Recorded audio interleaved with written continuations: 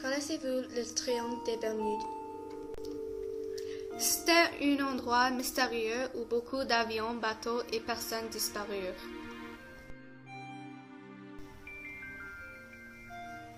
Mais pourquoi est-ce que ça se passe ça? Il y a beaucoup de théories là-dessus, mais la vérité est que tout cela commença durant l'époque de Christophe Colomb.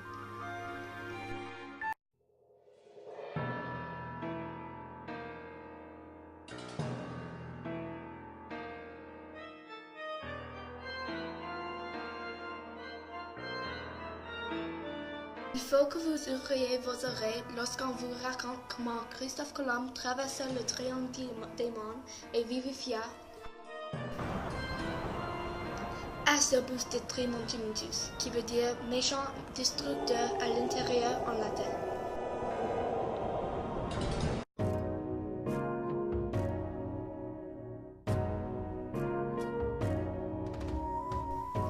Alors, Christophe Colomb voulait trouver une nouvelle route à l'Asie pour le commerce et les épices.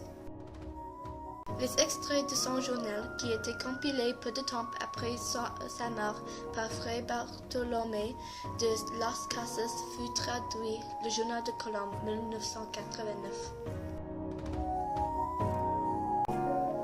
Aujourd'hui, il est souvent affirmé qu'à la veille de la découverte du Nouveau Monde, Christophe Colomb vit une boule de feu lumineuse plongée dans la mer dans la distance. Une prévision étrange à l'horizon.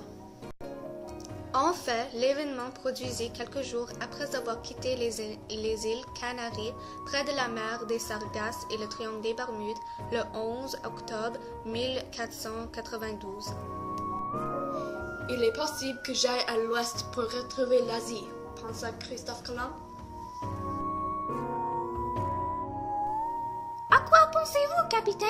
Demanda le petit mousse.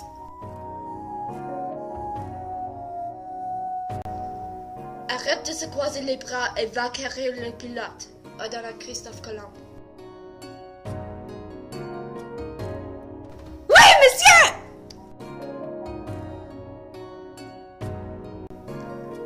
La route la plus vite à l'ouest était à travers le triangle des Bermudes, mais à cette époque, le triangle n'existait pas.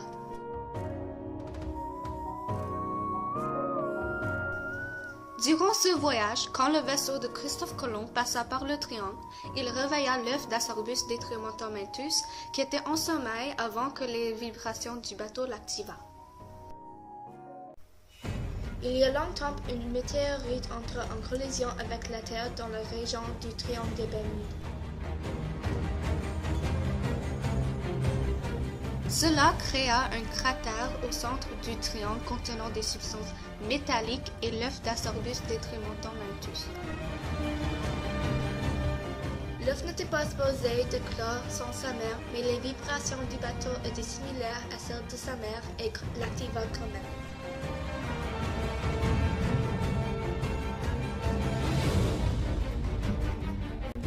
Capitaine! Il y a un problème avec la boussole! Elle est folle! Exclama le petit mousse. Je m'en fous, débile! Continue! Je vais être en Asie demain! Cria le capitaine.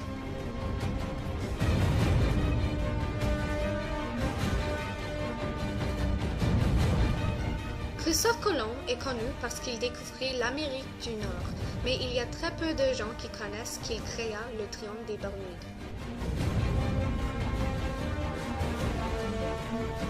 C'était constaté que la boussole de Colomb cessa de fonctionner quand il passa dans le triangle. Le monstre, quand s'est aggravé, émit des ondes magnétiques qui bouleversa le fonctionnement des appareils et instruments mécaniques.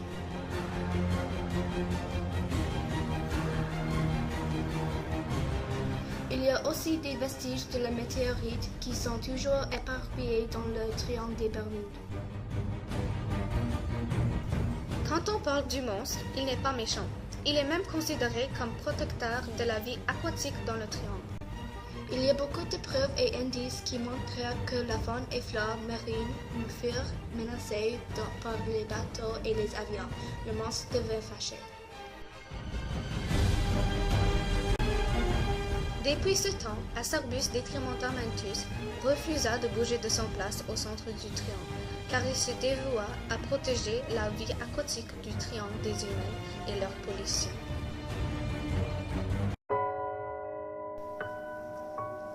Il est toujours là.